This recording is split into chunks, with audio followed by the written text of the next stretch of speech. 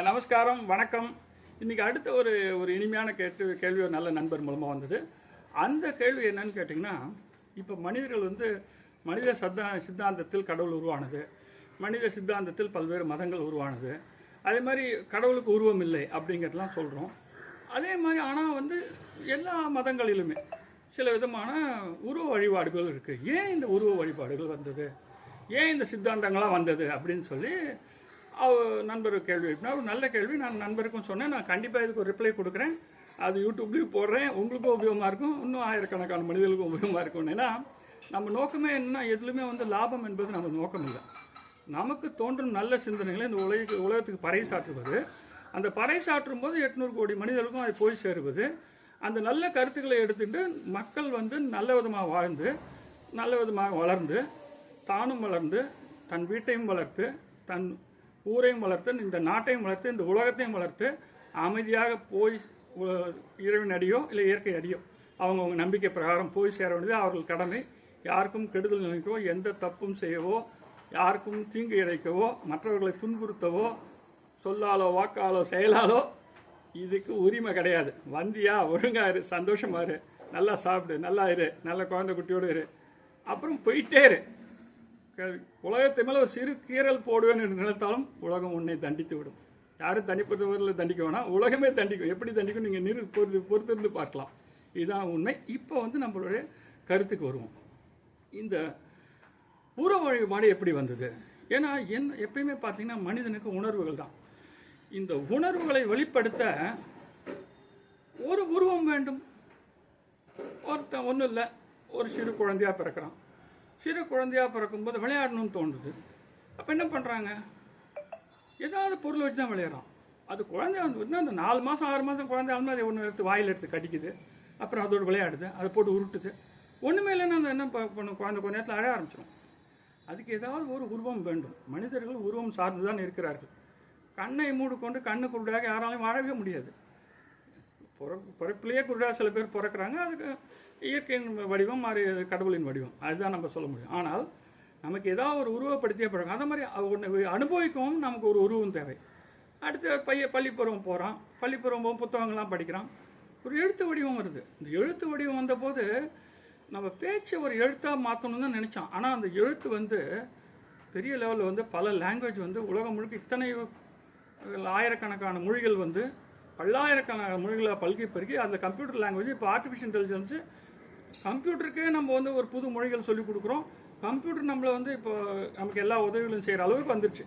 இப்பேற்பட்ட வளர்ச்சி சாதாரணமாக ஒரு முதல்ல குரல்களை எழுப்பிட்டு இருந்தான். அந்த குரல்களை எழுப்பிலேருந்து மனிதன் என்ன செஞ்சான், சரி குரல்களே ஊன்னு கத்துறதை விட ஒரு வடிவம் கொடுக்கும், அப்படிங்கிறத ஆரம்பிச்சிட்டான். நான் தான் எப்பயும் கத்துறோம், ஊன்னு கத்துறோம், அதனால ஆலேருந்து ஆரம்பித்து இப்படி வந்தோம். இதே மாதிரி தான் இந்த அப்படிங்கிற அடிப்படை சவுண்டு தான் எல்லாத்துலேயுமே சமஸ்கிருதத்தில் இருக்குது, ஹிந்தியில் இருக்குது, இங்கிலீஷ்லையும் அப்படிங்கிறது ஆவோட ஃபார்ம் தான்.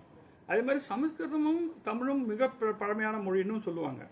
அதில் பார்த்தீங்கன்னா நான் அப்படின்னா சமஸ்கிருதத்தில் இல்லை அப்படின்னு அர்த்தம், அதுதான் நோ அப்படின்னு வந்தது அப்படின்னு சொல்லுவாங்க. இந்த மாதிரி எனக்கு தெரிஞ்சு ஒரு 18-20 வரை உலக மொழிகளில் கற்ற ஒரு ஆராய்ச்சியாளர் எல்லாத்துக்குமே அடிப்படை சமஸ்கிருதம் அவருடைய கருத்து தெரிவித்தார். ஏன்னா அது அவங்கவுங்களுக்கு கருத்து உரிமை.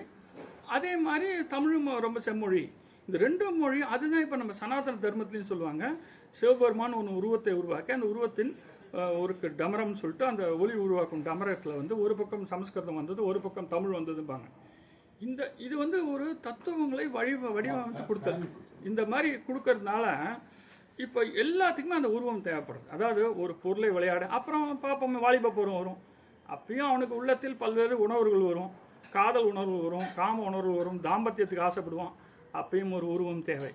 அவனால் அது சந்தோஷத்தை எடுத்துக்க முடியாது. அந்த மாதிரி எல்லா நேரங்களிலும் மனிதனுக்கு உறவு செலுத்த, அன்பு செலுத்த, அது மாதிரி பாசம் செலுத்த எதையாவது வச்சுட்டு தான் வரும். ஏன் எத்தனையோ பேர் அவனோட பைக்கோட பேசி நான் பார்த்துருக்கேன், ஐயோ என்னடா நீ காலையிலேருந்து ஒழுங்காக போக மாட்டேங்கிற அப்படின்னு சொல்லுவான்.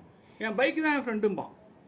எப்பயுமே மனிதனோட உரிமை என்னென்னா, ஒரு விஷயத்தில் பழகிட்டோன்னா அதோட அவன் ஃப்ரெண்ட் ஆகிடுவான். அது உயிருள்ள பொருளாக இருந்தாலும் உயிரற்ற பொருளாக இருந்தது. அப்போது உருவம் இல்லாத ஒன்று மனசில் அன்புன்னு வச்சுக்கோங்க அப்படின்னு சொல்லி யாருக்கிட்டையும் செலுத்தாதீங்க, அன்பு முள்ளையே வச்சுக்கோங்க. எப்படி நீங்கள் அன்பு வெளிப்படுத்த முடியும்? ஒரு மனிதனை வெளிப்படுத்த முடியும், செடி கொடிகளை வெளிப்படுத்த முடியும், உங்கள் கார் மேலே வெளிப்படுத்த முடியும், உங்கள் ஸ்கூட்டர் மேலே வெளிப்படுத்த முடியும், உங்கள் கம்ப்யூட்டர் மேலே வெளிப்படுத்த முடியும், உங்கள் வீடு மேலே வெளிப்படுத்த முடியும். படையப்பான்னு ஒரு படத்தில் அந்த வீட்டை கட்டிட்டு சிவாஜி கணேசன் அழுத பிரச்சனையும் நம்ம பார்த்துருக்கோம். ஏன்னா வீடு என்ன கல்லும் மண்ணுமான இடம் தானே, தூக்கி அடித்தா உடஞ்சிரும் இல்லை. இதுதான் உணர்வு. அதாவது ஒரு விஷயத்தை ஒரு உருவம் கொடுக்கும்போது தான் அதை வெளிப்படுத்த முடியும். ஆனால் புரியும். இப்போ நமக்கு மனைவிக்கு மேலே செலுத்துறது அன்பும் காதல் பாசம் நேசம் அதுதான். ஆனால் அந்த உருவத்துக்கும் புரியும், நமக்கும் புரியும். அதனால் உருவங்கள் ஒரு உருவமற்ற ஒரு உணர்வுகளின் வெளிப்பாடு தான். அந்த உருவங்கள் எல்லாமே மறைஞ்சு போகக்கூடியதுதான். இன்றைக்கி பிரபஞ்சமே பார்த்தீங்கன்னா 9300 கோடி ஒளிவட்டங்கள். ஒளிவட்டம்னா என்னன்னு தேடி பாருங்கள். 8ஆம் கிளாஸ்லேயே படித்தாச்சு. ஞாபகம் இருந்தால் ஞாபகப்படுத்திக்கோங்க, ஞாபகம் இல்லைன்னா ஒளிவட்டம்ங்கிறது தேடி பிடிச்சி கண்டுபிடிங்க. ஒளிவட்டம்ங்கிறது காலத்தை அளக்க பயன்படுகிறதா, தூரத்தை அளக்க பயன்படுகிறதா, இது 8ஆம் கிளாஸில் படித்த சப்ஜெக்ட்டு. படித்த கல்வியை மறக்கக்கூடாது. இதுதான் நான் சொல்லும் பாடம். சும்மா இன்றைக்கி படிக்கிறது நாளைக்கு தூக்கி போடுறது, நாளைக்கு என்னென்ன தெரியாது இல்லைங்க. அந்த எக்ஸாம் பாஸ் பண்ணிட்டேன்னு சொல்கிறதுலாம் கூடாது. ஞாபகம் வச்சுக்கணும். படிப்பு ஒன்றுன்னு அதுதான். இன்றைக்கி பழங்குடிகள் இருந்தானே, எதையுமே மறந்தது கிடையாது. நீச்சல் கற்றுப்பான், மறக்க மாட்டான். வேட்டையாடுவான், மறக்க மாட்டான். எதை போட்டு எப்படி குத்தணும்னு தெரிஞ்சுப்பான், மறக்க மாட்டான். மறக்காத கல்வியை மனதில் கொண்டு வாருங்கள். அப்போ தான் நீங்கள் ஜெயிப்பீங்க. இதுதான் இன்றைக்கி மாணவர்களும் சொல்கிறேன், பெரியவர்களும் சொல்கிறேன். வாழ்க்கை முழுக்க கல்வி தான். சாக்ரட்டிஸ் சாகிறதுக்கு முதல் நாள் நைட்டும் கற்றுக்கிட்டு தான் இருந்தார். இதுதான் வாழ்க்கை. நீங்கள் சாக்ரட்டிஸும் படிக்கணும், ஆதிசங்கரையும் படிக்கணும். அப்போ தான் உயர்ந்த ஞானத்தை அடைய முடியும். நான் இது மட்டும்தான் படிப்பேன், அது மட்டும்தான் செய்வேன், இந்த வழி தான் போவேன், நான் எனக்கு பிடிக்காத மற்றவர்களை கொள்வேன், மற்ற பெண்களை கற்பழிப்பேன், இதெல்லாம் சொல்லக்கூடாது. ஒரு பெண்ணை கற்பழிப்பு எவனுக்கும் அவ்வளோ என்ன உரிமை கிடையாது. பாரதியார் அப்படின்னு மகாகவி ஒருத்தர் சொன்னார், தனி மனிதன் ஒருவனுக்கு உணவில்லைனால் இந்த ஜகத்தினை அழைத்துடும். நான் சொல்கிறேன், உலகம் சொல்கிறது இன்றைக்கு. ஒரு தனி பெண்ணை கற்பழித்தால் இந்த உலகத்தை அழித்திடுவோம் அப்படின்னு. ஸோ அப்போ கற்பழிப்பு என்பதே கூடாது. ஏன்னா நம்ம நாகரிகத்தில் இருக்கோம், பண்பாட்டில் இருக்கோம், உச்சக்கட்டத்தில் இருக்கோம். நம்ம அனிமல்ஸ் கிடையாது. மிருகங்களே தன்னை பிடிக்காத இணையை சேராது, தெரியுமாங்க? அப்போ கற்பழிப்போன் 5 அறிவுக்கும் 4 அறிவில் செல்கிறான். இந்த உணர்வெல்லாம் புரிஞ்சுக்கிட்டால் மனுஷனாக வாழ முடியும், தெய்வமாக மாற முடியும். யார் வேணால் தெய்வமாக மாறலாம். இதுதான் அத்வைதம் சொல்கிறது, இதுதான் சனாதன தர்மம் சொல்கிறது. அப்போ இதை விட சிறந்த பகுத்தறிவு என்ன இருக்க போகுது? அப்புறம் சனாதன தர்மங்கிறது பகுத்தறிவு உச்சகட்டம். பகுத்தறிவு இல்லாதவர்கள் சனாதன தர்மத்தை திட்டுவார்கள், பகுத்தறிவு உள்ளவர்கள் சனாதன தர்மத்தை ஏற்றுக்கொள்வார்கள், அறிவு உள்ளவர்கள் சனாதன தர்மத்தை ஏற்றுக்கொள்வார்கள். அப்போ யாருங்க எங்கள் பகுத்தறிவு இல்லாமல் சனாதன தர்மம் கூடாதுன்னு சொல்கிறது? தெரியலங்க. அப்படி யார் சொன்னான்னு தெரியல. ஆனால் யாரும் சொல்ல மாட்டாங்க, பகுத்தறிவுகளும் சொல்ல மாட்டாங்க. அவ்வளோதான் விஷயம், விட்டுருங்களேன்.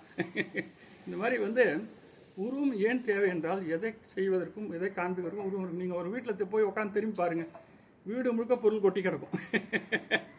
எல்லா பொருளும் ஒரு மனிதன் உழைச்சி உருவாக்கினது. ஒரு மனிதன் பல கோடி மனிதர்கள் உருவாக்கி தான் உங்கள் வீட்டில் குப்பையாக கிடக்குது. ஒரு துணியை எடுத்துக்கோங்க, அந்த துணியில் எத்தனை பேர் வேலை செஞ்சுருக்கான் கணக்கு சொல்லட்டுமா? ஒருத்தன் பருத்தியை கொண்டு வந்து நிலத்தில் விளைச்சிருக்கான், இல்லாட்டி சிந்தட்டிக் ரசாயனம் உற்பத்தி பண்ணியிருக்கான், அதுக்குண்டான பெட்ரோ கெமிக்கல்ஸ் ஒருத்தன் உற்பத்தி பண்ணியிருக்கான், பெட்ரோலியம் ஒருத்தர் பிடிங்கி எடுத்திருக்கான், இதுக்கு பருத்திக்கு ஃபெர்டிலைசர் ஒருத்தன் தயார் பண்ணியிருக்கான், அந்த பருத்தி விவசாயம் ஒருத்தன் பண்ணியிருக்கான், அதுக்குண்டான எக்யூப்மெண்ட்ஸ்லாம் ஒருத்தர் டிராக்டர் எக்யூப்மெண்ட்ஸ் மற்ற ஃபார்ம் எக்யூப்மெண்ட்ஸ்லாம் பண்ணியிருக்கான், அதுக்குண்டான கெமிக்கல்ஸ் அதுக்குண்டான பெஸ்டிசைடு ஒருத்தன் பண்ணியிருக்கான், அதுக்குண்டான உரம் ஒருத்தன் பண்ணியிருக்கான், அதுக்கப்புறம் அது போட்டு கொடுக்குற சாக்குக்கு உண்டான நூல் ஒருத்தம் பண்ணியிருக்கான், சாக்கு ஒருத்தம் பண்ணியிருக்கான், அதை கொண்டு வந்து போட்டு அந்த பருத்தி விளைஞ்சிருக்கு. ஒரு பருத்தி விளையிறதுக்கு இத்தனை பேரும் உங்களுக்கு உதவி பண்ணுறாங்க. அப்போ கோடானு கோடி மனிதன் உதவி இல்லாமல் நீங்கள் ஒரு காரியம் கூட செய்ய முடியாது. மூட மனிதான் உணர்ந்துகொள். அப்போ எந்த மனிதனையும் நீ என்ன செய்யக்கூடாது? திட்டக்கூடாது. எந்த மனிதன் என்ன செய்யக்கூடாது? கற்பழிக்கக்கூடாது. எந்த மனிதன் என்ன சொல்லக்கூடாது? கொல்லக்கூடாது. எவனையும் கொல்லணும்னு கூட நினைக்கக்கூடாது. நீங்கள் மனிதனையும் கொல்லக்கூடாது, மிருகங்களையும் கொல்லக்கூடாது. புலால் உண்ணாமை அப்படிங்கிறது மிக உயர்ந்த நிலையில் இருக்கிறவங்க சொல்லுவாங்க. என்னால் சாப்பிட்டு தான் ஆகணும்னா சாப்பிட வேணாங்களே. ஆனால் சாப்பிடாம இருந்தால் நல்லது, உனக்கு நல்லது, மிருகத்துக்கு அடுத்து நல்லது. ஏன்னால் மனித உடம்பானது தாவர உணவை ஜீர்ணிக்கும்படி செய்யப்பட்டுள்ளது. கிடைக்காத காரணத்தினால பாலைவனத்தில் இருக்கிறவங்க காஞ்சி போன இடத்துல இருக்கிறவங்க கிடைச்ச பள்ளியும் பூச்சியும் சாப்பிட்டுட்டு இருக்கோம். இப்போ நீ ஏன்டா அப்படி சாப்பிடணும்? வாழைப்பழம் கிடைக்கும், இதுக்கு வஞ்சிரம் மீனை கொண்டுகிட்டு இருக்கேன். சரி, உன் இஷ்டம் கொண்டு சாப்பிடு. இப்போ ஏன் சொல்கிறாங்க 50 வயசு 60 வயசுனா நான்வெஜ் குறைச்சிருங்கிறாங்க, கொழுப்பு ஜாஸ்தி ஆச்சுன்னா சீக்கிரம் செத்துருவேன் அப்படிங்கிறாங்க. வாழணும்னு ஆசை இருந்தால் நிறுத்திக்கோங்க, வேண்டாம்னா விட்டுருங்க. இவ்வளோ தான். இந்த மாதிரி பல கருத்துக்கள் இருந்தாலும் மனிதன் ஏன் கடவுளை கும்பிடுகிறான்னா, மனிதன் அந்த சித்தாந்தத்தில் உருவான கோட்பாடுகள். சரி, இதெல்லாம் இப்போ நம்ம என்ன யோசிப்போம்? இங்கே ஒரு பொருள் இருக்குது, எங்கள் யாருங்க இங்கே வச்சது இந்த பொருள்னு யாரோ ஒருத்தர் செஞ்சு வச்சுருக்காங்க. இதுதான் மனுஷன் சொன்னான். பகுத்தறிவு உச்சக்கட்டம் தான் அறிவு. அது எந்த மதத்தில் இருந்தாலும் இதுதான். ஒருத்தன் தேவன்கிறான், ஒருத்தன் ஈசன்கிறான், ஒருத்தன் ஏசுங்கிறான், ஒருத்தன் அல்லாங்கிறான், என்ன வேணால் சொல்கிறாங்க. இன்னும் பல்வேறு மதங்கள் இருக்குது. ஜுடாயிசம் இருக்குது, அதுக்கப்புறம் ஜெயினிசம் இருக்குது, புத்திசம் இருக்குது, எத்தனையோ இருக்குது. ஒவ்வொருத்தரோட வெளிப்பாடு என்ன வேணால் வெளிப்பாடு. ஒன்று கருத்து தான்ப்பா. கருத்தியலில் போராடுறது வாழவையா வார்த்தை பேசணும், எதுக்கு வெட்டுவேன் குத்துவேன் கொள்ளும் வானாயா, எதுக்கு வீணா கொண்டுன்னு. ஏன்னா கொல்றவன் எவ்வளோ முட்டாள் நான் சொல்லிடுறேன். டே முட்டா பையெல்லாம் அவனே சாவ போகிறான். 100 வயசில் அந்த முட்டா பையன் தானே சுடுறோம். மேக்ஸிமம் 100 வயசு தானே, எவ்வளோ நாள் தான் இருக்கு அப்புறம் 36,500 மூளாட்டம் முண்டமே நீங்கள் பாம் வச்சு கொல்லன்னா 36,500 அவன் செத்து போயிடுவான்டா. அவ்வளோதான்டா, கொல்ல வேண்டாம்டா, அவ்வளோதான். யாராக இருந்தாலும் கொல்ல வேண்டாம். மனிதன் கொல்லக்கூடாது. புரிந்து கொள்ள, என்ன கொல்லக்கூடாது இல்லை, ஒரு சிறு கீரல் போட கூட உரிமை கிடையாது. நான் சொல்லலப்பா, இன்டர்நேஷனல் ஆர்கனைசேஷன் சொல்கிறாங்க, சுப்ரீம் கோர்ட்டு சொல்லுது, ஹை கோர்ட்டு சொல்லுது, அத்தனை லாயரும் சொல்கிறாங்க, அத்தனை மனிதர்களும் சொல்கிறாங்க, அத்தனை ஜீவராசியும் சொல்கிறாங்க. இல்லை என் கருத்து என்ன இருக்குது, என் கருத்து ஒன்றுமே கிடையாது. இதுதான். அதனால் வந்து எதுக்குமே ஒரு உருவம் தேவை. ஒரு அன்பு செலுத்த, காதல் செலுத்த, தாம்பத்தியம் இருக்க, காமம் செலுத்த, எதுக்குமே உருவம் தேவை. அப்போ கும்பிட்றது ஒரு உருவம் வச்சுன்னா என்ன தப்பு? அவன் கும்பிட்டுட்டு போகிறான். ஒரு குழந்தை விளையாடிட்டு இருக்கு, அது வந்து ஒரு 2 குழந்தைங்க சேர்ந்து புருஷன் பொண்டாட்டின்னு விளையாடுது. சும்மா சொப்பா வச்சுட்டு இந்த சாப்பாடு அப்படின்னு விட்டுது. அது போய் எனக்கு பலார் நச்சுப்பெல்லாம் பண்ணக்கூடாது, இதெல்லாம் ஒழிப்பு மாடாடுங்க. அது ஏதோ விளையாடிட்டு போகுது, அவர் நம்பிக்கை பண்ணிட்டு போகுது. ஸோ அது குழந்தைங்கிறத புரிஞ்சுட்டு நீ எட்டி வாயேன். 6 அறிவுக்கள் 7ஆம் வரிகளில் போய்ட்டு 6வது வரைக்கும் எனக்கு கிண்டல் பண்ணுறேன், அது பாட்டுக்கு இருந்துட்டு போகுது. அதனால் வந்து அதாவது நம்பிக்கையின் அடிப்படையில் மோதல்கள் கூடாது, சண்டைகள் கூடாது, போர்கள் கூடாது. இப்போ கூட இது வரைக்கும் நம்ம என்னத்தை பேசிகிட்டு இருக்கோம்? போர் புண்ணிய கொடூர கொலைகாரர்களை பாராட்டி கொண்டிருக்கிறோம். படகு கண்டுபிடிச்சோம் யாருன்னு தெரியுமா உங்களுக்கு? நெல்லை விதைச்சா சாப்பாடு செய்யணும்னு கண்டுபிடிச்ச யாருன்னு தெரியுமா? முதல் நெருப்பு கண்டுபிடிச்சோன்னு தெரியுமா? இவ்வளோ உனக்கோசரம் உழைச்ச வேண்டாம், நீச்சல் கண்டுபிடிச்சோன்னு தெரியுமா? இதெல்லாம் தெரிஞ்சுக்கல.